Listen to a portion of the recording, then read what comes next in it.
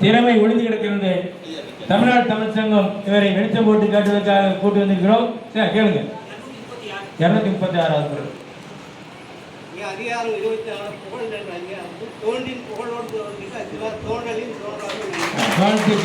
இன்னும் வேற ஏதாச்சு உங்களுக்கு தெரிஞ்சவங்களா கேளுங்க.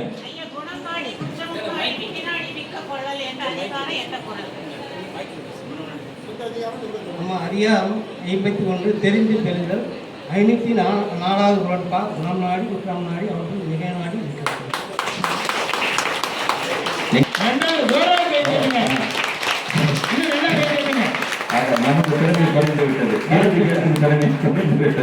வாழ்த்துக்கள் வாழ்த்துக்கள். வாழ்த்துதல்.